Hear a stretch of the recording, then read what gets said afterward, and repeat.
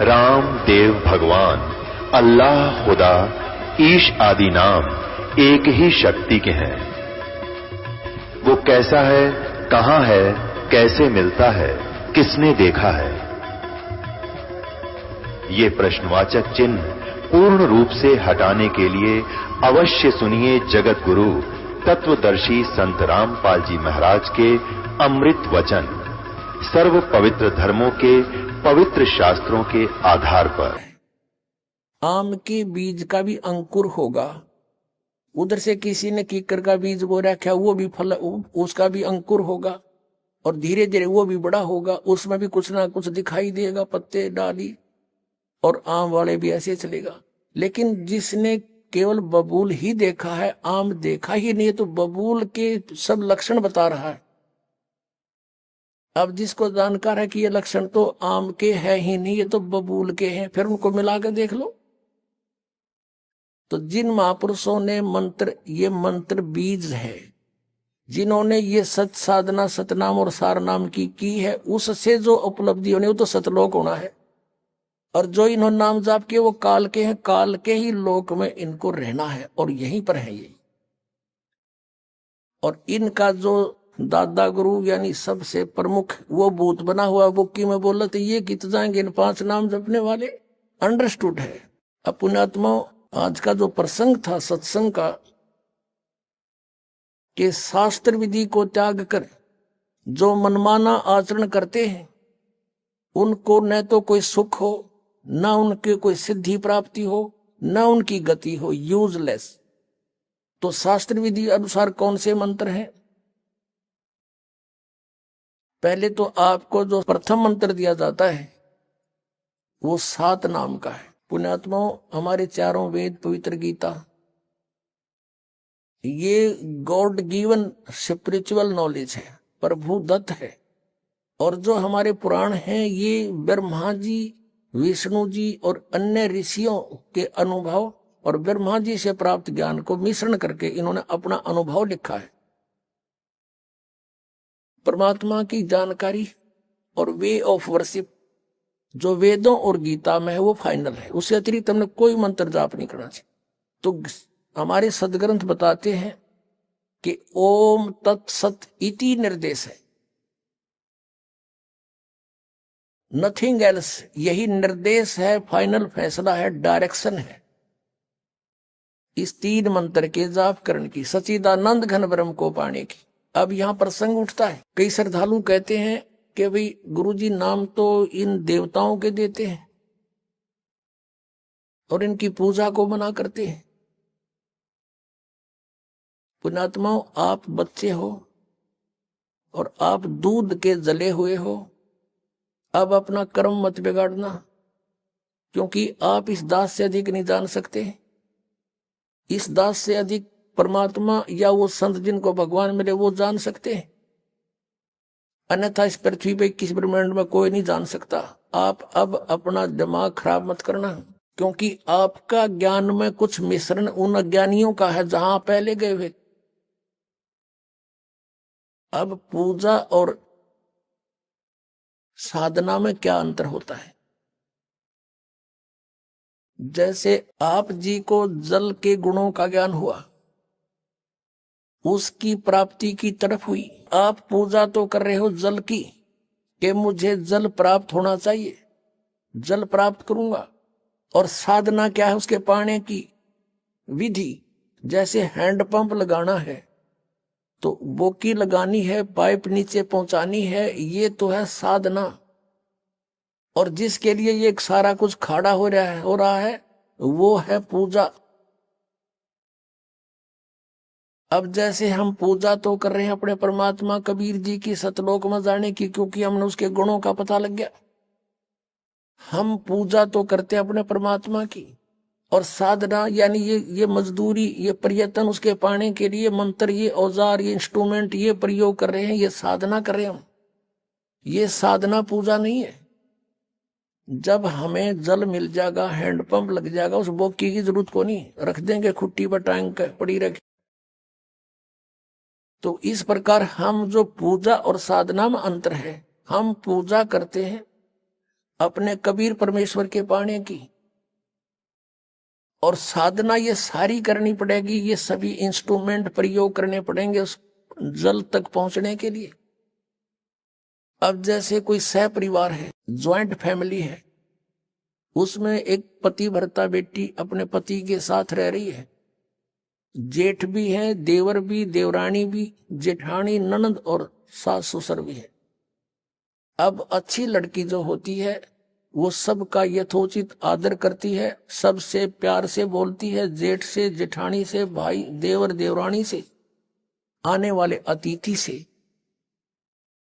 ऐसा लगता है जैसे सबको अपना ही मान रही है, लेकिन वो पूजा अपने पति की कर रही है। जैसे सत्कार यानी आदर होता है और एक पूजा होती है। सत्कार तो वो पति भरता सबका करती है, लेकिन पूजा अपने पति की करती। और जिस समय वो अलग होते हैं, भिन्न होते हैं, अलग अलग होते हैं, तो अपने सभी वस्तु जो उसके हिस्से में आते हैं, एक चम्मच भी ना छोड़ना। जेठ और जेठानी के चाहे कितने मीठी बोलना थी, कितना प्यार से रहती थी, और सब कुछ उठाकर अपने पति के साथ अपने कमरे में रख लेगी, क्योंकि वो अंतर से पूजा उसकी कर रही थी। उनसे मिलाप रखना अनिवार्य था, नहीं तो कलह मच जाए।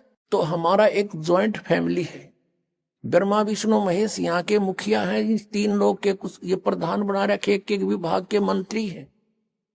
और जो भी हमने लाभ लेना, जैसे कोई प्रधानमंत्री का व्यक्ति और स्टेट हरियाणा में रह रहा है, तो उसने जिस चीज की आवश्यकता होगी यहाँ के डिप्टी कमिश्नर से या मंत्री से बोलेगा, और वो तुरंत उपलब्ध करा देंगे, क्योंकि उनको मालूम है कि किस समर्थ से संबंध है इसका।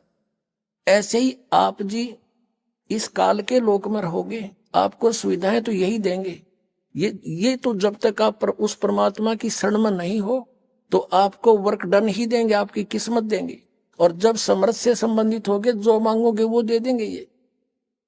लेकिन कितना देंगे?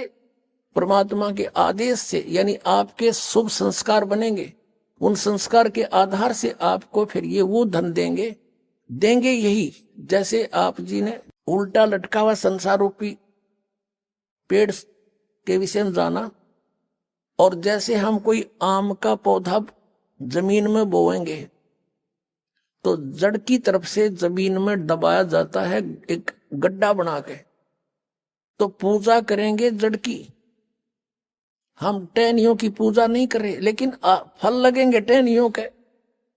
तो यदि हम पूर्ण परमात्मा की सत साधना करेंगे तो इन ब्रह्मा विष्णु महेश रूपी शाखाओं का फल लगेंगे, और ये फिर फल हमने बिना मांगे देंगे, क्योंकि हमारा जो मूल, हमारी साधना शास्त्र अनुकूल है। हम पूजा मूल की कर रहे हैं। यदि हमने उल्टा यू पौधा गाड़ दिया, उसकी शाखाएं लगा दी जमीन में और जड़ कर दी ऊपर ने, और फिर उन टहनियों की सिंचाई, शाखाओं की सिंचाई हम शुरू कर देंगे, तो पौधा सूख जाएगा। तो वो शास्त्र विरुद्ध साधना है, शास्त्र अनुकूल साधना है। जैसे हम मूल परमात्मा सतपुरुष को इष्ट रूप में पूजेंगे, और उसके पूजने के लिए जो भी मटेरियल, जैसे पूजा में खाद पानी जो कुछ भी है, ये सारे मंत्र जाप करने पड़ेंगे हमें। लेकिन हमारा इष्ट रूप में कबीर जी रहेगा, तो उसके आधार से सत साधना से जो शुभ संस्कार बनेंगे, तो जब तक आप यहाँ हो, यहाँ की संसारिक सुविधाएं आपको ब्रह्मा विष्णु महेश की ओर से ही प्राप्त होंगी। उन टहनियों के शाखाओं का फल लगेंगे, और इसलिए हम इनसे दूर नहीं हो सकते, हम इनका अनादर नहीं कर सकते, क्योंकि फिर हम संत नहीं, लेकिन हम इनको पूज नहीं सकते। जैसे पति भर्ता का उदाहरण आपको दे दिया, वो पूजा जो अपने पति के प्रति समर्पित है, वो किसी के प्रति नहीं हो सकती, और वो उसके दुश्मन भी नहीं है। अंडरस्टूड है। और जब हम यहां से चलेंगे, हमारे इनसे कोई लिंक नहीं होगा। अपने पति के साथ, अपने परमपिता के साथ हम सहर्ष सतलोक चले जाएंगे। ये तरीका उस परमात्मा के पाने का, नथिंग एल्स। बोलो सतगुरुदेव।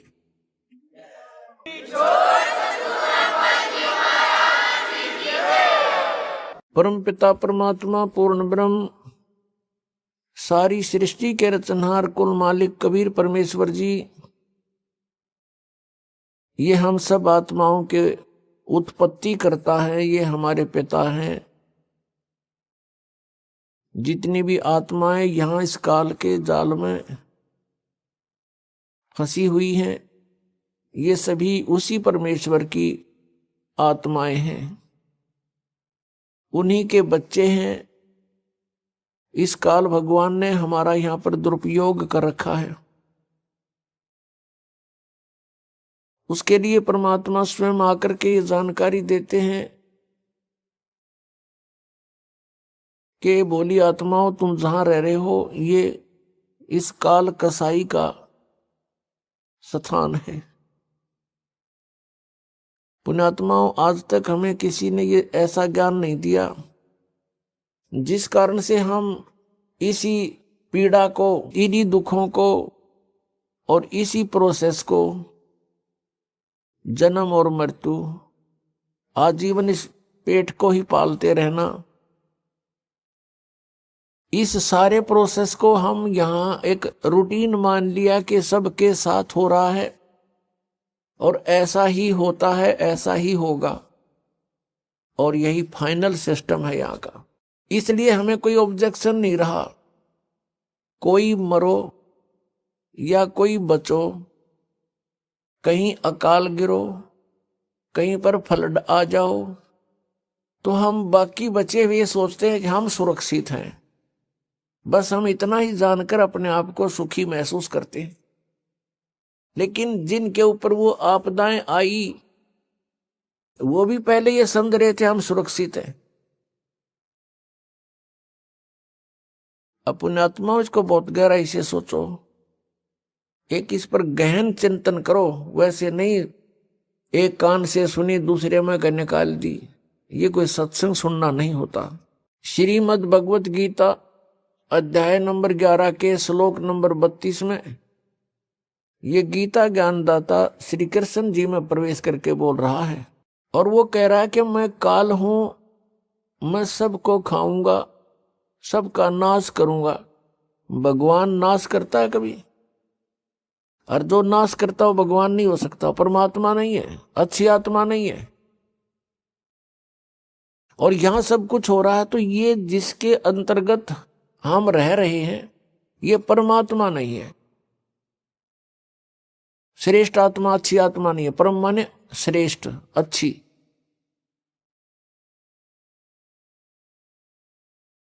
अब फिर प्रश्न उठता है कि फिर परमात्मा कौन है? परमात्मा कबीर साहब हैं, सत्य पुरुष। सत्य पुरुष उनकी उपाधि है, नाम उनका कबीर देव, कबीर साहब, कबीरन, खबीरन, खबीरा, जैसे हम अपनी लैंग्वेज में बोलते हैं। जैसे पलवल को परवर बोलते हैं, पलवल के वहां आसपास के क्षेत्र के रहने वाले ग्रामीण पलवल शहर को परवर बोलते हैं। अगर वो परवर कहते तो भी उनका उद्देश्य पलवल की सब तरफ संकेत है, उनका उद्देश्य पलवल को ही समझाना है।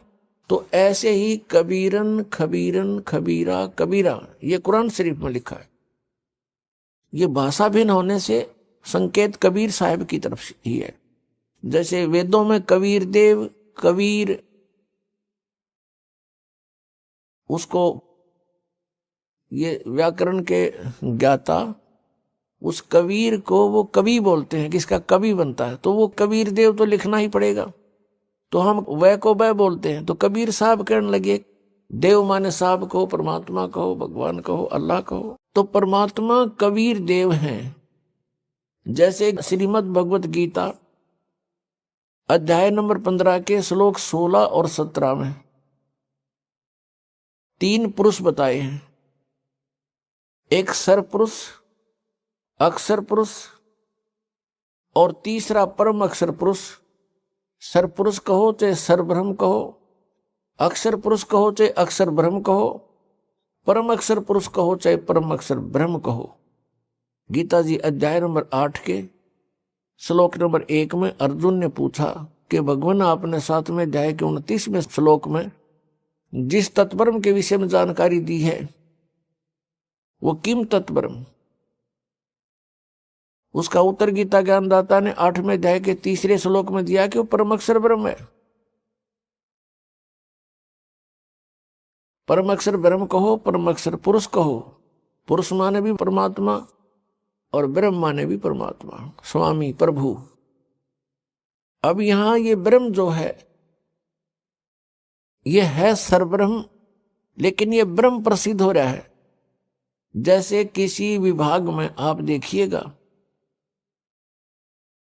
तो उस ऑफिस में कार्य करने वाले व्यक्ति अपने उच्च अधिकारी को, जैसे इरिगेशन डिपार्टमेंट है उसमें एक्सियन ऑफिस होता है, तो एक्सियन ऑफिस के अंतर्गत जितने भी वहां कर्मचारी, अधिकारी, सुप्रिटेंडेंट, क्लर्क उसके अंतर्गत कार्य करते हैं और अन्य जो एसडीओ जेई होते हैं, तो वो क्या कहते हैं कि साहब ने ऐसे बोला है। उनके लिए साहब अंडरस्टूड है कि एक्सियन साहब, एक्सियन साहब बार बार कहना अनिवार्य, वो आवश्यक नहीं समझते, वो साहब बोलते हैं। तो इसी प्रकार वो साहब प्रसिद्ध है उनके लिए, लेकिन उससे ऊपर बहुत साहब है। एससी साहब है, चीफ इंजीनियर साहब है, फिर इरिगेशन पावर मिनिस्टर साहब है, फिर मुख्यमंत्री साहब है, प्रधानमंत्री साहब है, राष्ट्रपति साहब है। तो ऐसे ये ब्रह्म जो है यहाँ के प्राणियों के लिए ब्रह्म प्रसिद्ध हो गया, भगवान प्रभु। इनके लिए ब्रह्म अंडरस्टूड है, इनका भगवान ब्रह्म कौन है, ज्योति निरंजन काल है। इसलिए इससे नेक्स्ट ब्रह्म की जानकारी देने के लिए परब्रह्म शब्द प्रयोग करना पड़ा। परब्रह्म यानी इससे नेक्स्ट ब्रह्म, इससे नेक्स्ट स्वामी, नेक्स्ट जो है अगला प्रभु। ब्रह्म माने गॉड, प्रभु राम स्वामी अल्लाह। तो इस गॉड से, इस प्रभु से जो यहाँ का प्रभु प्रसिद्ध हो रहा है, इससे नेक्स्ट जो है गॉड वो परब्रह्म कहलाता है। और एक पारब्रह्म, पारब्रह्म माने सबसे सुप्रीम, सबके पार, सबसे ऊपर, सबका ओवरऑल कंट्रोलर, वो पारब्रह्म है, उसको परम अक्षर ब्रह्म कहते हैं। ऐसे इस ब्रह्म पुरुष को समझना हमने। तो गीता जी अध्याय नंबर 15 के श्लोक 16 में दो पुरुष बताए, दो ब्रह्म बताए, दो प्रभु, सरपुरुष, अक्षर पुरुष। और इन दोनों के अंतर्गत जितने प्राणी हैं वो सब नाशवान है, और ये स्वयं भी नाशवान है। जीवात्मा किसी की नहीं मरती, वो तो पशु की भी नहीं मरती, पक्षी की भी नहीं मरती। तो 17वें श्लोक में 15वें अध्याय के में तुरंत कहा है कि उत्तम पुरुष है तू अन्य परमात्मा इति उदाहरते, यानी श्रेष्ठ परमात्मा, श्रेष्ठ ब्रह्म वो तो कोई और ही है। इन दोनों से अन्य है सरपुरुष और अक्षर पुरुष से। और परमात्मा इति उदाहरते, वो परमात्मा कहलाता है, वो श्रेष्ठ आत्मा है, वो परमात्मा है। और कौन है वो? ये लोकत्रयम् आविश्य विभर्ति अवैश्वर, वो तीनों लोकों में प्रवेश करके सबका धारण पोषण करता है, और वास्तव में वो अविनाशी परमेश्वर है। यहां वास्तव में अविनाशी परमेश्वर क्यों कहना पड़ा? क्योंकि अक्षर पुरुष का अर्थ भी अविनाशी पुरुष होता है। क्षर माने नाशवान, अक्षर माने जिसका नाश ना हो। लेकिन इस अक्षर पुरुष ये प्रसिद्ध है। जैसे किसी ने अपने लड़के का नाम कप्तान रख रखा है, अब कप्तान नाम रख लेने से कोई वो कैप्टन थोड़ा बन गया, तो ऐसा ही समझो। तो ये अक्षर पुरुष इसका नाम है क्योंकि ये थोड़ा चिर स्थायी है, इसलिए इस अक्षर पुरुष कहने लगे। अब यहां ये भी डिफाइन करना पड़ेगा कि अक्षर पुरुष कितना अक्षर पुरुष है। अब यहां सभी प्रभुओं की आयु का विवरण देते हैं। जैसे एक 4 युग की चतुर्युगी होती है, सतयुग, त्रेता, द्वापर, कलयुग। और ऐसे 1000 चतुर्युग का दिन, 1000 चतुर्युग की रात्रि, ये ब्रह्मा जी का दिन हुआ। यानी इतना, इतनी रात्रि, इतना इतना। और ऐसे 30 दिन रात का 1 महीना हो गया, 12 महीने का 1 वर्ष हुआ, और 100 वर्ष की आयु है ब्रह्मा जी की, रजगुण श्री ब्रह्मा जी की। इससे 7 गुना अधिक है श्री विष्णु जी सतगुण की, और श्री विष्णु जी से 7 गुना है तमोगुण शंकर भगवान की। ऐसे जब 70,000 बार ये त्रिलोक की शिव, तमोगुण शिव की मृत्यु हो जाती है, तब एक ब्रह्मांड का विनाश होता है। उसमें यह सरपुरुष महाशिव रूप में रहता है ब्रह्मलोक में, ऊपर, सबसे ऊपर। तब इसकी भी मृत्यु होती है, दुर्गा की भी इसके साथ मृत्यु होती है।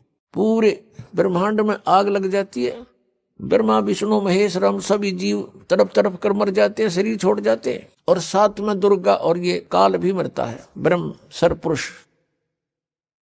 इसके बाद क्या होता है कि सभी प्राणी ऑटोमेटिकली परमात्मा के विधान अनुसार दूसरे ब्रह्मांड में चले जाते हैं। 21 ब्रह्मांड है इस काल भगवान के, ब्रह्म के, सरपुरुष के, सरब्रह्म के, ज्योति निरंजन के। तो उसमें जाकर के परमात्मा ने विधान बनाया है कि इन दोनों का जन्म, दुर्गा और काल का जन्म अपने आप ऑटोमेटिक, जैसे गेहूं में ये कीड़े हो जाते हैं, सुरसी अपने आप बढ़ जाती है उस, तो इन दोनों का तो ऑटोमेटिक परमात्मा विधान अनुसार युवा रूप में प्रकट हो जाते हैं। फिर ये अपने कुछ वचन से, कुछ अपने क्रियाओं से, अपना स्त्री पुरुष संबंध से ये 3 पुत्र उत्पन्न करते हैं। ब्रह्मा जी को रजगुण कर देते हैं प्रथम पुत्र को, द्वितीय को सतगुण युक्त, तीसरे को तमोगुण युक्त, और फिर अपने नए सिरे से उस ब्रह्मांड में सृष्टि स्थापित करते हैं। तो जो एक ब्रह्मांड का विनाश हुआ और 70,000 बार इस तमोगुण शिव की मृत्यु होगी, तो एक युग काल मर्या, काल की मृत्यु हुई एक ब्रह्मांड में, तो उस जो एक युग हो गया किसका, अक्षर पुरुष का। इतना समय का एक युग हो गया अक्षर पुरुष का। और ऐसे 1000 युग का दिन, ऐसे बने हुए युग का 1000 युग का दिन, इतनी ही रात्रि, और 30 दिन रात का महीना, और 12 महीने का 1 वर्ष, और 100 वर्ष की आयु है अक्षर पुरुष की। अब ये इतना अक्षर है, ये इतना चिर स्थायी है, इसलिए इसको अक्षर पुरुष कहने लगे। और फिर भी इसकी मृत्यु है। एती उम्र बुलंद मरेगा अंतरे, सतगुरु लगे न कान न भेंटे वो संतरे। इतनी लंबी उम्र भी हो जाएगी तो भी मृत्यु होगी, क्योंकि वो तत्वदर्शी संत नहीं मिला तुम्हें, जिसका गीता जी अध्याय नंबर 4 के श्लोक नंबर 34 में वर्णन है। और परम अक्षर ब्रह्म की, परम अक्षर पुरुष की मृत्यु नहीं होती। अपने आत्माओं, श्रीमद् भगवद गीता अध्याय नंबर 15 के श्लोक नंबर 16 में सरपुरुष और अक्षर पुरुष, सरपुरुष तो ये ब्रह्म है जिसकी ऐसे मृत्यु होती है इतने समय में, और अक्षर पुरुष इतनी लंबी उम्र, और इसलिए इसको अक्षर पुरुष कहने लग गया, अविनाशी। लेकिन ये अविनाशी नहीं है, इसका विनाश होता। इसलिए गीता जी अध्याय नंबर 15 के श्लोक 17 में डिफाइन करना पड़ा कि उत्तम पुरुष है तू अन्य, वो श्रेष्ठ परमात्मा तो कोई और है। और परमात्मा इति उदारते, जिसको परमात्मा कहा जाता है वो है सही मायनों में परमात्मा, श्रेष्ठ आत्मा। और ये लोग तरम, और वही तीनों लोकों में प्रवेश करके अविषय विवर्ती अवय ईश्वर है। वो अवय माने अविनाशी, अविनाशी परमेश्वर है वो। अब इसलिए इसमें स्पेशल कहना पड़ा, इसलिए इस कंसेप्ट को क्लियर करने के लिए। तो पुण्यात्माओं, इस तत्व ज्ञान को समझने के लिए हमने बहुत समय लगाना पड़ेगा। अभी तक तो हमारे अंदर अज्ञान भर रखा था, ठोक ठोक कर, युगों से ठोक रखा है। और आत्मा कोई आज की थोड़ी है, ये तो जब से जन्मी है तभी से इस अज्ञान को अपने अंदर फीड करती आ रही है। इसके अंदर कोड वर्डों में सारा कुछ फीड है पिछले पूर्व जन्मों का। अब तो इस बात को समझना बहुत आसान हो गया आध्यात्मिक ज्ञान को। जैसे एक चिप होती है मोबाइल में और उसमें 40-40 घंटे का 50 घंटे का सत्संग आ जाता है। और इतनी गो है कति बिल्कुल। और ये तो एक परमात्मा द्वारा बनाए गए मनुष्य से बनाई गई है। और जिस परमात्मा ने मनुष्य भी बनाया वो क्या बना सकता है? तो हमारे अंतःकरण में आत्मा में परमात्मा ने ये सब ऐसा सिस्टम फिट कर रखे। असंख्य जन्मों का रिकॉर्ड आपके अंदर कोड वर्डों में जमा है। तो वो हमारे अंदर फीड है। अब गीता जी अध्याय नंबर 11 के श्लोक नंबर 32 में ये गीता ज्ञान दाता कहता, मैं तो काल हूं और सब न खाऊंगा, सब न मारूंगा। घर में जाए के 21वें श्लोक में अर्जुन कह रहा है, भगवान आप तो देवताओं को भी खा रहे हो, कुछ आपकी जाड़ा में लटक रहे हैं और आपसे प्रार्थना कर रहे हैं बख्श दो, मंगल हो मंगल हो। वेदों के स्तोत्रों से आपकी स्तुति भी कर रहे हैं, आप तो उनको भी खा रहे हो। तो यहां इसने स्पष्ट कर दिया, भाई मैं तो काल हूं और सब न खाऊंगा। तू ना युद्ध करेगा तो भी इनको मार डालूंगा। तो हम जहां रह रहे हैं ये काल है और ये कसाई बताया परमात्मा ने। काल कसाई हस्त है, सर्वलोक को खाए, अंकुश निर्गुण नाम का ये सतगुरु दर पकड़ा जावे। सतगुरु के दरबार में कबीर परमात्मा जब आते हैं और उसकी शरण में जैसे हम आ जाते हैं, जैसे अब इस दास को भेज दिया परमात्मा ने, अपनी वही पावर दे करके शक्ति दे दी। काम उन्हीं की शक्ति, उन्हीं के हाथ में रिमोट है इस दास का। तो अब इस परमात्मा की शरण में इस दास के माध्यम से आने से भी आपको उतना ही प्रोटेक्शन मिलेगा।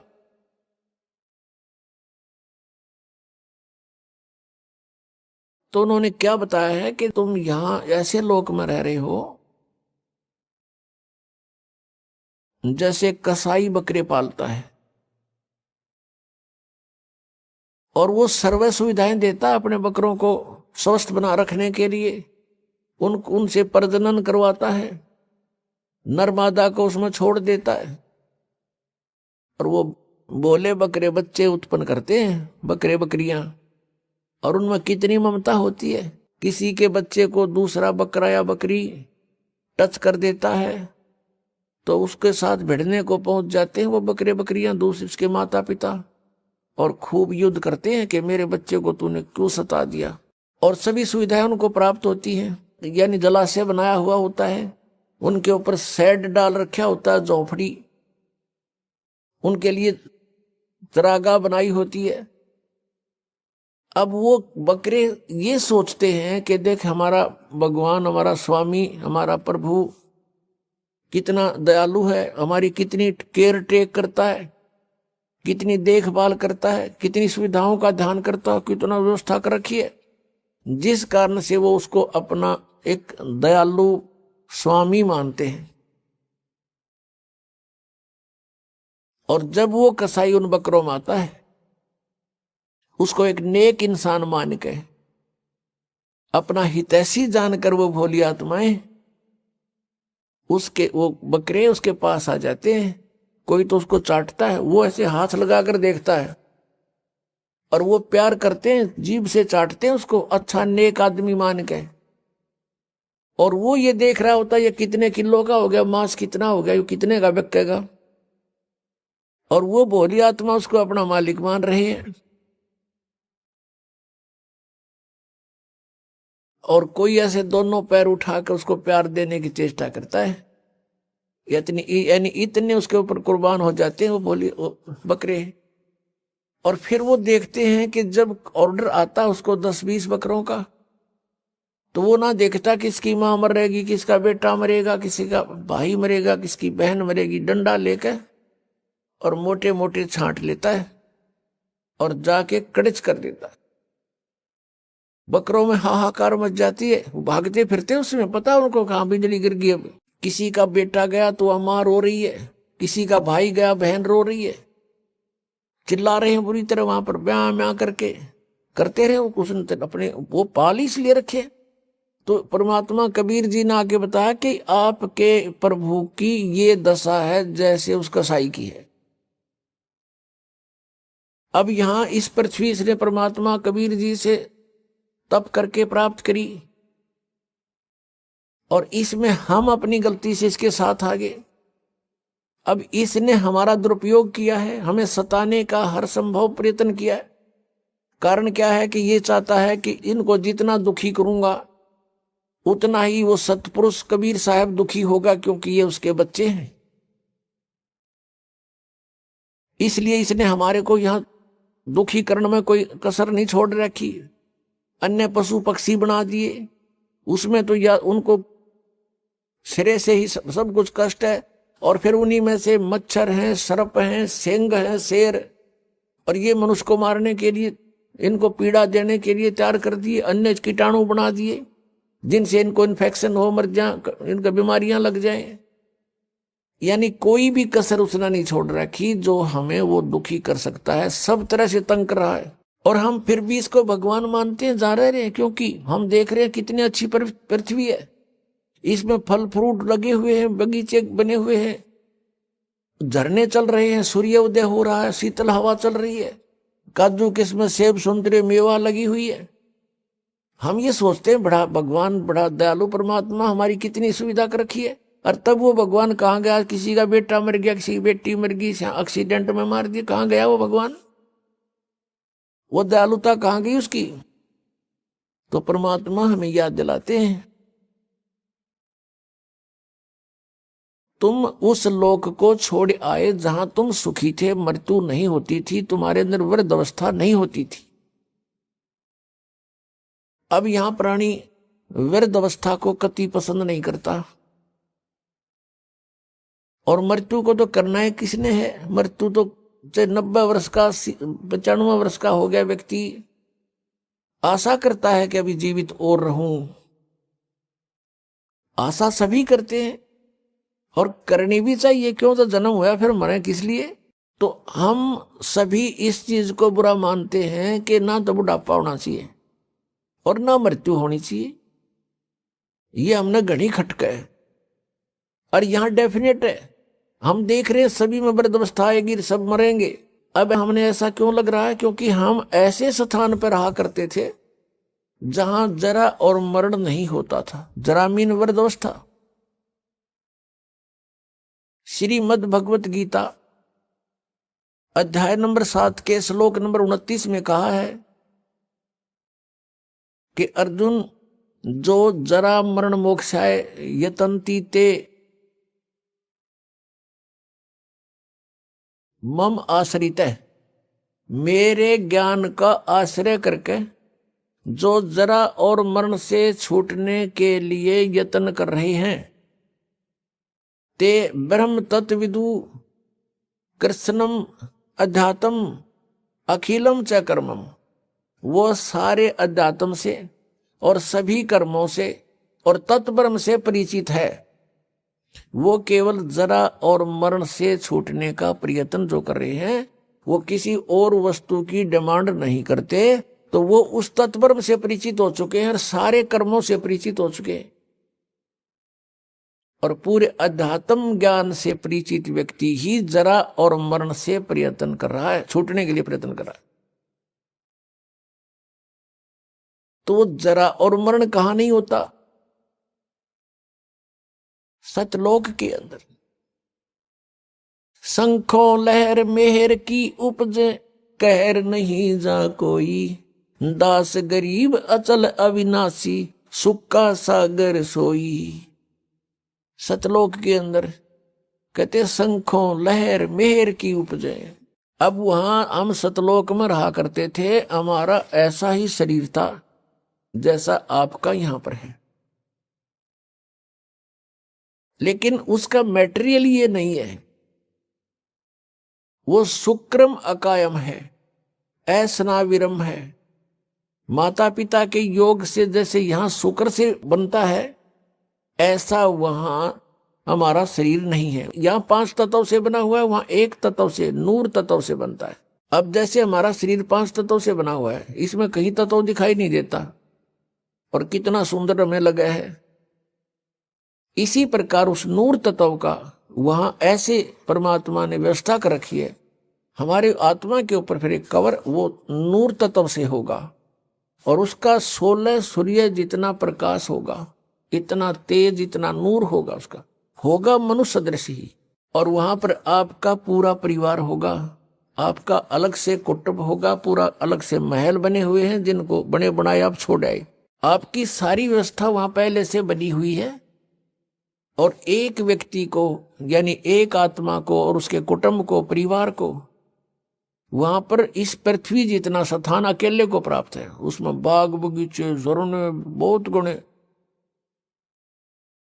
अब ये बातें आपका ना समझ में आवे। और हम वहां इतने खुले स्थान पर रहते थे, इसलिए यहां पर भी हमारी वो टेंडेंसी है, हमारी वृत्ति वैसी ही है।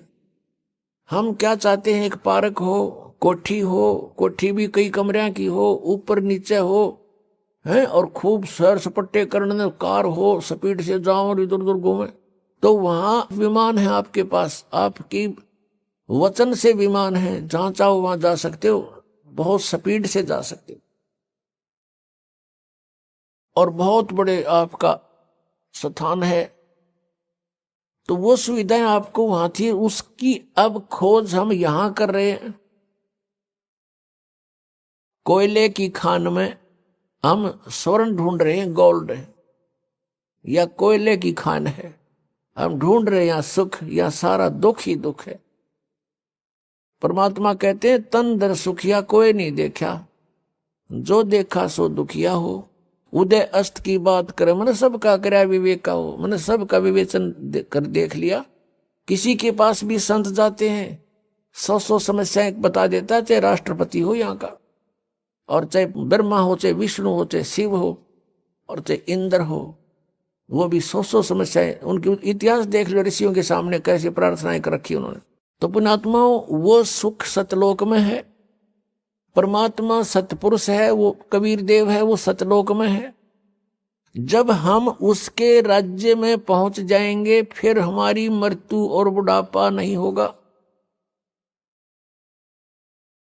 वहां जाएंगे कैसे, वो विधि आपको कल के सत्संग में बता दी थी विस्तार से, कि नाम जाप से हम भक्ति की कमाई इकट्ठी करेंगे।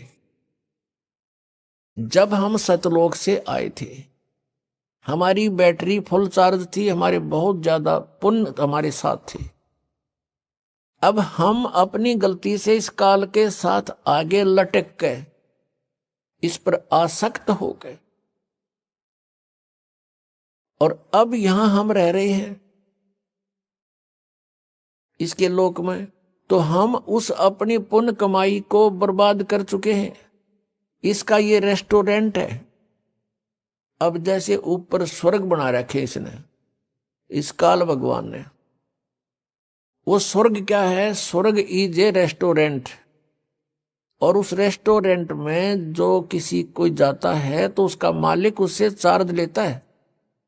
जैसे कमरे का किराया, खाने का, जैसे खाने का खर्चा उसका 20 रुपए लगते हैं तो 50 रुपए चार्ज करता है, और वो उस रेस्टोरेंट में रहने वालों से चार्ज किया जाता है, और उनकी पूंजी समाप्त होती है, होटल वाले की पूंजी बढ़ती है। तो ऐसे ये काल भगवान ने रेस्टोरेंट बना रखे हैं जिनको ये स्वर्ग कहता है। वहां सारी सुविधाएं, बदमाशी, बकवाद, डांस, गाने, बड़े बड़े झरने बह रहे हैं, पार्क बने हुए हैं, वहां ये सैर सपट्टे करके स्वर्ग में अपने पुण्यों को नष्ट करके फिर दोबारा यहां पृथ्वी पर आ जाता है। तो पहले इसने हमको ऊपर रखा अपने महास्वर्ग में, जिसको ब्रह्मलोक कहते हैं, और ये स्वयं गुप्त रहता है। उसने वहां ब्रह्मलोक में एक इंद्र का लोक, एक महाइंद्र का लोक, और महाइंद्र के लोक में इसने ऊपर बना रखे फिर नकली सतलोक, यानी सच्चे सतलोक की, रियल सतलोक की डुप्लीकेट नकल बना कर यहां स्थापित कर दिए कि कल को इनको कोई बताने आ भी जावे सतलोक वाला कोई परमात्मा या उसका कोई भेजा हुआ दूत, तो ये भ्रमित रहे कि यहां है सतलोक, इसी में धक्के खाते रहे। तो नकली सतलोक, अलखलोक, अगमलोक, अकय लोक यहां बना रखे काल ने इस ब्रह्मलोक के अंदर। तो हमें पहले वहां रखा और चार्ज हमारे से शुरू कर दिया। फिर हमें जब हमारी पूंजी कुछ कम हुई तो नीचे वाले स्वर्ग में रखा, जहां इंद्र का लोक एक अलग से है, कोमन स्वर्ग बोलते हैं उसको। और उसमें भी जब पुण्य समाप्त हुए पृथ्वी पर मनुष्य बनाकर पटक दिया, यहां जन्म दे दिया स्त्री पुरुष बना करके। फिर यहां पर हमारे इतने पाप इकट्ठे होते चले गए। पुण्य क्योंकि शास्त्र अनुकूल साधना से बनते हैं, शास्त्र अनुकूल साधना इसने मिथ्या करवा दी। जब तक हमारे पूर्व जन्म के पुण्य रहते हैं तो हम जो साधनाएं किसी से भी सुनाते हैं उसको करते रहते हैं, और वो हमें लाभ हो रहा है पूर्व जन्म के संस्कारों से। हम सोच रहे इन साधनाओं से हमें लाभ हो रहा है, तो इस भ्रम के अंदर हम अपने सतयुग त्रेता द्वापर में ये सब पुण्यों का नाश कर देते हैं। और उस दौरान कोई हमें परमात्मा आते हैं, स्वयं चारों युगों में आते हैं, क्योंकि अपने का दुख अपनों को ही होता है। उस परमात्मा से हमारा कष्ट सहा नहीं जाता। हम रोते हैं, चिल्लाते हैं, किसी का बेटा मर गया, किसी की बेटी मर गई, लेकिन वो परमात्मा फिर वहां से चल कर आते हैं। हमें ज्ञान देना चाहते हैं कि तुम जहां रह रहे हो ये स्थान ठीक नहीं, ये काल का लोक है, और यहां जितनी बार जन्मोगे ये संकट तुम्हें झेलने पड़ेंगे। इसके लिए मैं बताता हूं, और तुम ये साधना, ये भक्ति करो, ये छोड़ दो। लेकिन हम इतने रंगे जा चुके होते हैं, इस काल के दूतों के द्वारा रह रहकर फीड कर दिया जाता हमारे अंदर, हम परमात्मा के उस ज्ञान को स्वीकार नहीं कर पाते हैं। हमारी बुद्धि जीव संज्ञा की है, और हम इन ऋषि महर्षि संतों को परम संत मानकर इन पर समर्पित हो चुके हैं, और ये सोच चुके हैं कि ये भगवान को प्राप्त कर चुके हैं, इन्होंने सतलोक चले गए होंगे। क्योंकि सतलोक का वर्तमान के अंदर ठेका ये राधा स्वामी पंथ, धन धन सतगुरु पंथ, जय गुरुदेव पंथ मथुरा वाला, इन्होंने ले रखा है कि हम सतलोक भेजेंगे। इन सतलोक का ना पता, इनको सतनाम का पता नहीं। इनके पूर्वज ने, यानी जिसने ये काल का जाल प्रारंभ किया, राधा स्वामी पंथ, श्री शिवदयाल जी को कहते हैं, उनका चलाया हुआ ये पंथ है। और उसको ये अपना परम धनी मुखिया मानते हैं सभी पंथों वाले, जितने से संबंधित है, इसकी ब्रांचें हैं, कि वो हमारा हेड ऑफ द डिपार्टमेंट है, वहां से हमारा पंथ चला है। और उसने सतनाम का नहीं पता। सतनाम सतलोक भी सतनाम, सचखंड भी सतनाम, सतपुरुष भी सतनाम, और सार शब्द भी सतनाम को कहते हैं, और सत शब्द भी सतनाम को, और सतनाम भी सतनाम को। ये सतलोक जाएंगे। अरे इनके मंत्र पांचों काल के, नाम से मोक्ष होगा। कहते हैं जैसे ये हठ योग करते, 2.5 घंटा सुबह बैठो, 2.5 घंटा शाम बैठो। इन्होंने पुण्यात्माएं जो है, इन्होंने अपने पैर भी खराब कर लिए। एक भक्त आता फरीदाबाद साइड से, दाढ़ी सी रखता है, वो कह रहा था जी मैं इस राधा स्वामी पंथ से जुड़ के 40 साल मैंने अपना गोड्डे भी कंडम कर लिए, भगवान मिले। वो 2.5 घंटे गए, मैंने 6-6 घंटे बैठ कर देख लिया, कुछ प्राप्त नहीं हुआ। लेकिन मैं प्रभुता के कारण, और मुझे पूछते कि आपने तो 40 वर्ष हो गए साधना करते, कुछ दिखा होगा? कहाँ सब कुछ दिखता है मुझे। और दिखा, मैंने खक नहीं था, मैं झूठ बोला करता था अपनी प्रभुता बनाए रखने के लिए। कहा मुझे सब कुछ दिखता है, ऊपर के मंडल दिखते हैं, सतनाम दिखाई देता है, सतनाम के अंदर सतलोक में फलान। अभी न सतनाम का पता नहीं, ने बोला सतनाम का मुझे अब पता चला सतनाम क्या चीज है। और मैं मूर्ख बना रहा था वहां आसपास के व्यक्तियों को। तो पुण्यात्माओं, ये जो सतलोक की महिमा गाते हैं, इनको सतनाम सतलोक का पता नहीं। अब परमात्मा कहते हैं कि कलयुग में जीवन थोड़ा है भाई, कर ले बेग संभार, योग साधना बने नहीं केवल नाम आधार। अब जैसे सतयुग के अंदर 1,00,000 वर्ष की आयु थी जीव की, और फिर त्रेता में लास्ट में 10,000 वर्ष की आयु रह जाती है, और द्वापर के अंत में 1,000 वर्ष की आयु रह जाती है। और कलयुग के लास्ट में 20 वर्ष की आयु इस मनुष्य की रह जाएगी। तो लाखों वर्ष बैठ के वो हठ योग करें जाते, सबकी समाधियां ऊपर जाती थी। समाधि क्या चीज है? जैसे कल आपको दिखाया था, रात्रि के समय जय गुरुदेव पंथ के मुखिया श्री तुलसीदास साहेब मथुरा वाले का अनुभव, वो कहीं बताता है मुझे रास्ते में रामकृष्ण दिखाई दिए, फिर कहता है मुझे वहां उनके कहते हैं सीन दिखाई देते हैं, वृक्षों में आदमी और वृक्ष नाच, आदमी उनका लटक रहे, व्यक्ति लटक रहे हैं और वृक्ष नाच रहे ये मूर्ख बना रहा काल इनको। फिर ये कहता है श्री राम श्री कृष्ण की झांकी देखी, नजारा देखा, उनकी सवारी निकली मन देखी साधना में। फिर इन्होंने क्या देखा कि वहां सतपुरुष एक स्त्री के साथ बैठा हुआ यो काल बैठा है दुर्गा के साथ में, दूर से दिखाई दे दिया इसने किसी रूप में। इंद्र भी अपनी पत्नी के साथ सची के साथ रहता है स्वर्गलोक में, तो इसने वो ज्ञान है ही नहीं, इसी को देख लिया परमात्मा है, सतपुरुष है। अब क्या है कि जैसे सतयुग के अंदर साधक साधनाएं करते थे, उनके सबत शरीर होते थे और माइंड सेट होता था, पूर्व जन्म उनके पास संस्कार अच्छे होते थे, कोई काम नहीं होता था विशेष। जैसे सतयुग में सभी हरा भरा होता है पर पूरा पृथ्वी, और बहुत सुंदर मेवा फल, और जैसे आपने देखा होगा सामक एक घास होता है जिसके बहुत बाजरे जैसे दाने लगते हैं, और इस तरह के गेहूं वगैरह ये अपने आप उगे रहते हैं, उनको काटो समय आने पर और अपना पछोड़ो और खाओ, फल खाओ, काम कोई नहीं, लेकिन वो भगवान की भक्ति अवश्य करते हैं। अब जैसा भी उनको ज्ञान होता किसी ऋषि महर्षि या आस पास से, तो उसी तरह वो बैठ जाते, बैठकर उनके अंदर कोई ना कोई चैनल ऑन हो जाता उनका। जैसे हमारे शरीर में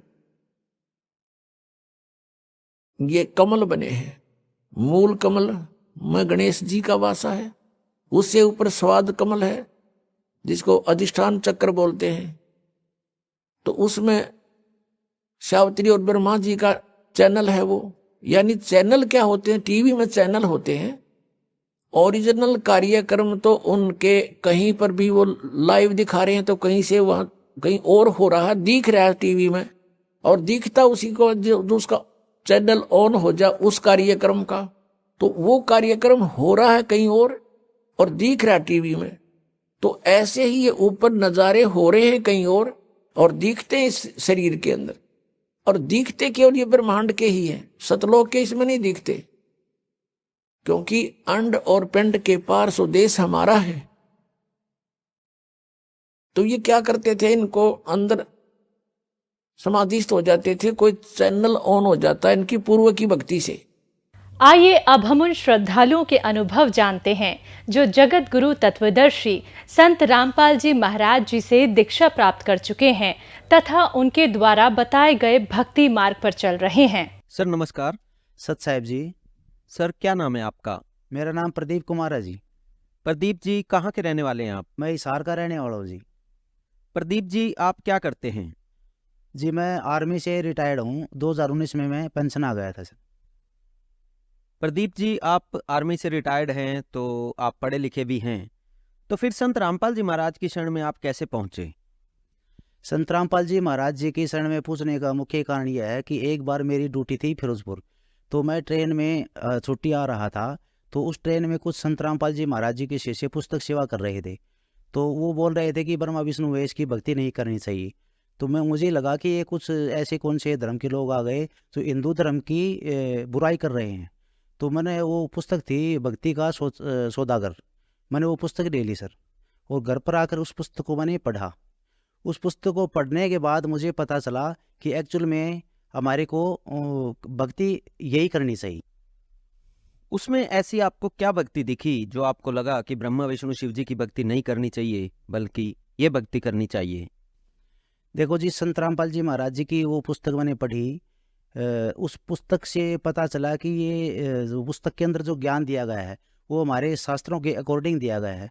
जैसे हमारे हिंदू धर्म के श्री गीता जी, वेद, पुराण, कुरान आदि चारों धर्मों के जो शास्त्र हैं, गुरु ग्रंथ साहिब, इनके अंदर जो भक्ति दे रखी है वही भक्ति संत रामपाल जी महाराज जी की पुस्तक में दे रखी थी। उसी से मुझे पता चला कि एक्चुअल में सच्ची भक्ति यही है, इसी भक्ति को करने से हमारा मोक्ष होगा।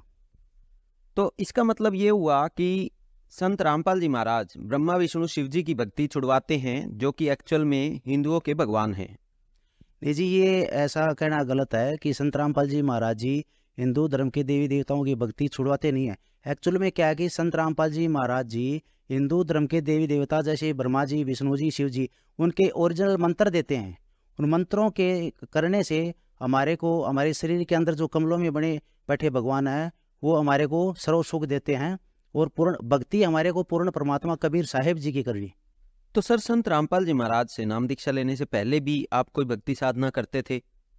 सर, संत रामपाल जी महाराज जी की भक्ति से पहले हमारे जो हिंदू धर्म के देवी देवता हैं, ब्रह्मा जी, विष्णु जी और शिव जी, माता दुर्गा की, इन्हीं की भक्ति करते थे। तो सर, जो आप पहले भक्ति साधनाएं सभी देवी देवताओं की करते थे, उन सब भक्तियों को करने से आपको क्या क्या लाभ हुए? सर, संत रामपाल जी महाराज जी की भक्ति करने से पहले जो हम भक्ति कर रहे थे, उनसे एक्चुअल में हमें लाभ का तो कोई पता ही नहीं था कि लाभ भी होते हैं। जब संत रामपाल जी महाराज जी से नाम दीक्षा ली, जब पता चला कि हमें सच्ची भक्ति से ही लाभ होते हैं। तो सर, संत रामपाल जी महाराज से नाम दीक्षा लेने के बाद आपको पता चला कि एक्चुअल में भक्ति करने से लाभ भी प्राप्त होते हैं, तो क्या संत रामपाल जी महाराज से नाम दीक्षा लेने के बाद कोई लाभ भी आपको प्राप्त हुए? क्या उन लाभों को आपने अनुभव भी किया? हाँ सर, एक्चुअल में क्या कि संत रामपाल जी महाराज जी से नाम दीक्षा लेने से पहले मैं शराब का भी सेवन करता था और बीड़ी सिगरेट का भी सेवन किया करता था। लेकिन संत रामपाल जी महाराज जी से नाम दीक्षा लेने के बाद मैंने बिल्कुल पूर्ण रूप से छोड़ दिया। इनकी बिल्कुल भी मन में इच्छा ही नहीं हुई कि मैं शराब को या किसी मांस, मिट्टी, तम्बाकू को हाथ भी लगाऊं। अन्य लाभ ये हुआ सर कि फर्स्ट में मेरी माताजी ने, मेरी पत्नी ने और मैंने नाम लिया था। तो मेरे पिताजी को हम बोलते थे कि पापा जी आप भी संत रामपाल जी महाराज जी से नाम दीक्षा ले लो। तो पापा जी बोलते थे कि बेटा मुझे आप नाम के लिए मत कहो, मैं आपको नहीं कहूँगा कुछ भी, आप भक्ति करते रहो। तो एक दिन क्या हुआ कि मम्मी पापा, गर्मियों के दिन थे, ऊपर सो रहे थे, पापा ने ड्रिंक कर रखी थी। तो रात को बारिश आई, बारिश की वजह से जब वो नीचे आने लगे तो मेरी मम्मी का पैर फिसल गया। पैर फिसलने से मेरी मम्मी 3 मंजिल हाइट थी मकान की, ऊपर से नीचे गिर गई। नीचे गिरने से मेरे पापा जी के होश उड़ गए कि ये क्या हुआ। उनको लगा कि अभी तो कोई चांस नहीं है बचने का। नीचे जाके देखा तो मेरी मम्मी को बिल्कुल खरोंच भी नहीं आई। उससे मेरे पापा को बहुत झटका लगा कि एक्चुअल में संत रामपाल जी महाराज जी की भक्ति से ही एक्चुअल में आज इनकी जान बची है। तो फिर मेरे पापा जी ने भी नाम ले लिया संत रामपाल जी महाराज जी से। तो सर, संत रामपाल जी महाराज ने आपकी माता जी को जीवन दान दिया, क्या इसके अलावा भी आपको कोई लाभ प्राप्त हुए? अन्य लाभ ये हुआ सर, एक बार मैं जब फौज से रिटायरमेंट आया था तो मैं दिल्ली से हिसार के लिए ट्रेन में बैठा। तो दिल्ली से हिसार के लिए ट्रेन में बैठा तो रास्ते में भिवानी जंक्शन आया। भिवानी में उतरकर और स्टॉल पर कुछ खाने पीने के लिए चीज़ें लेने के लिए चला गया। तो वहाँ पर मेरा फ़ोन रख दिया और मैं सामान लेके ट्रेन में वापस चढ़ गया। तो कुछ दूर आने के बाद मैं भवानी खेड़ा में पहुँच गया था। भवानी खेड़ा पहुँचने के बाद में मुझे ध्यान आया कि मैं फ़ोन भिवानी स्टेशन पे ही भूल गया हूँ। तो मुझे बड़ा दुख हुआ कि मेरा फ़ोन रह गया, क्योंकि उसमें मेरा डॉक्यूमेंट्स वगैरह जो भी पैसे का हिसाब किताब था सारा उसी फ़ोन के अंदर था। तो उसी ट्रेन तकरीबन खाली थी, जो जिस डब्बे में बैठा था उसमें एक बंदा और बैठा था। उसने पूछा कि भैया क्या हो गया। मैंने उनको बताया कि भाई साहब मेरा फ़ोन है ना पीछे स्टेशन पे भिवानी जंक्शन पे रह गया। तो उन्होंने बताया, उन्होंने उनके फ़ोन से मैंने मिस कॉल भी, घंटे भी किया, लेकिन फ़ोन स्विच ऑफ आ रहा था। फिर मुझे ध्यान आया कि संत रामपाल जी महाराज जी के भक्तों को बहुत सारे लाभ होते हैं। तो मैंने गुरुदेव से प्रार्थना करी कि परमात्मा कि मेरा फ़ोन रह गया है और मुझे फ़ोन मिले, सभी तसल्ली हो गई, मेरे को भी ऐसा लाभ हुआ है। तो फिर मैं पीछे गया तो मुझे संत रामपाल जी महाराज जी की वाणी सुनाई दी फ़ोन के अंदर। मुझे लगा कि ये वाणी यहाँ पर कहाँ चल रही है। मैंने देखा कि सीट के नीचे फ़ोन की आवाज़ आई। जहाँ पर मैं गया भी नहीं था, जहाँ पर मैं बैठा भी नहीं था, वहाँ पर मेरे को मेरा फ़ोन मिल गया। जब मुझे तसल्ली हुई कि एक्चुअल में संत रामपाल जी महाराज जी अपने शिष्यों को वो चमत्कार करते हैं जो हम सोच भी नहीं सकते। तो सर, आज टेक्नोलॉजी का टाइम है और इस टेक्नोलॉजी के टाइम पे क्या इस तरह के चमत्कार संभव हैं? क्या इस तरह के चमत्कार एक्चुअल में हो रहे हैं? और लोग कैसे आप पर विश्वास करें कि इस तरह के चमत्कार हो रहे हैं? देखो सर, मैंने जो अभी बात बताई है वो हालांकि हजम होने वाली नहीं है, लगेगा कि ये ऐसा नहीं हो सकता, लेकिन सच में मुझे झूठी बोल के क्या मिलेगा। मैं जगत के लोगों को ये बताना चाहता हूँ कि संत रामपाल जी महाराज जी अपने भक्तों को वो सुख देते हैं, वो चमत्कार दिखाते हैं कि लोग अचंभा करते हैं। ये बात एक्चुअल में ऐसी है कि न मानने वाली, लेकिन ये सच में मेरे साथ हुआ। और मेरे साथ ही नहीं, संत रामपाल जी महाराज जी की जो भी भक्त हैं, जो मर्यादा में रह के भक्ति करते हैं, उन सब के साथ में ऐसा होता है। सर, अभी आपने मर्यादा की बात की, ये मर्यादा क्या है? और संत रामपाल जी महाराज से नाम दीक्षा लेने के बाद कौन सी मर्यादा में रहना जरूरी है? संत रामपाल जी की हमारी मर्यादा यही है सर कि हमें सबसे पहले आन उपासना नहीं करनी। संत रामपाल जी महाराज जी बताते हैं कि हमारा पूर्ण परमात्मा कबीर साहब है, हम कबीर साहब की ही भक्ति करें, अन्य देवी देवताओं की नहीं। और समाज के अंदर जितनी भी बुराइयां हैं, जैसे बीड़ी, सिगरेट, गुटखा, तम्बाकू, अंडा, मीट, मांस, चोरी, जारी, ठगी, रिश्वत लेना, दहेज देना, किसी की आत्मा दुखाना, जो भी अन्य बहुत सारी बुराइयां हैं, इनको ना करके संत रामपाल जी महाराज जी की आज्ञा में रह के मर्यादा का पालन करते हुए हम भक्ति करें तो हम सबको सुख होते हैं। तो सर, जैसा कि आपने बताया कि संत रामपाल जी महाराज के शिष्य ना ही रिश्वत लेते हैं, ना ही दहेज लेते हैं, ना देते हैं, नशा भी नहीं करते। इसको देखा जाए तो संत रामपाल जी महाराज एक बहुत ही स्वच्छ और निर्मल समाज का निर्माण कर रहे हैं। अगर इसको देखने के बाद समाज के लोग इस मिशन में जुड़ना चाहें और इस मिशन में योगदान देना चाहें, संत रामपाल जी महाराज से नाम दीक्षा लेना चाहें, तो वो कैसे संत रामपाल जी महाराज से जुड़ सकते हैं? देखो सर, आज टेक्निकल ज़माना है और सोशल मीडिया पे काफ़ी जगह, हर जगह परमात्मा संत रामपाल जी महाराज जी के चर्चे हैं। और यूट्यूब पे देखें, फेसबुक पे देखें, इंस्टाग्राम पे, या संत रामपाल जी महाराज जी की काफ़ी चैनल जैसे साधना टीवी, ईश्वर टीवी, सरदार चैनल पे और काफ़ी चैनलों पर सतगुरु रामपाल जी महाराज जी के सत्संग आते हैं। उन सत्संगों के नीचे पट्टी पे नंबर, कॉन्टैक्ट नंबर दिए गए हैं। उन नंबरों से कॉन्टैक्ट करके अपने नज़दीकी नामदान स्थल सेंटर पे जाके हम सतगुरु रामपाल जी महाराज जी से नाम दीक्षा ले सकते हैं। तो सर, जैसा कि आपने बताया कि संत रामपाल जी से जुड़ने के बाद आपका नशा छूट गया, आपके जीवन में बहुत चमत्कार हुए, आपकी माताजी को भी जीवन दान मिला। देखा जाए तो संत रामपाल जी महाराज ने आपके जीवन में अनेकों लाभ आपको दिए। तो जो लाखों श्रद्धालु आज आपको देख रहे हैं, आप उन्हें क्या संदेश देना चाहेंगे? मैं उनके लिए संदेश तो क्या, संदेश तो सतगुरु रामपाल जी महाराज ही देते हैं। हम तो प्रार्थना कर सकते हैं कि आज पृथ्वी पर सतगुरु रामपाल जी महाराज जी पूर्ण परमात्मा कबीर साहब के अवतार आए हुए हैं। जिनको घर में समस्या है, शारीरिक समस्या है, आर्थिक समस्या है, मानसिक समस्या है, किसी भी प्रकार की कोई समस्या है, जो सोचता है कि ऐसा नहीं हो, तो सतगुरु रामपाल जी महाराज जी से पहले उनका सत्संग सुने, सत्संग सुन के उनका ज्ञान समझे, ज्ञान समझ के उनसे नाम दीक्षा लेके भक्ति करें। और हमने आज तक कितनी भी भक्ति करी, उनसे हमें कोई लाभ मिला या नहीं मिला, लेकिन सतगुरु रामपाल जी महाराज जी से भक्ति करके 4-5 महीने में आपको ऐसा लगेगा कि ये ज्ञान ऐसा है और ऐसा ज्ञान तो हमने आज तक सुना ही नहीं। और उनसे आपको सच में लाभ होंगे, और लाभ तो होंगे, यहाँ का सुख तो मिलेगा ही, और हमारा मोक्ष भी होगा। और इसलिए मेरी जगत के भाई बहनों से प्रार्थना है कि सतगुरु रामपाल जी महाराज जी की शरण में आए और अपना मोक्ष करवाएं। धन्यवाद सर। सत साहिब जी।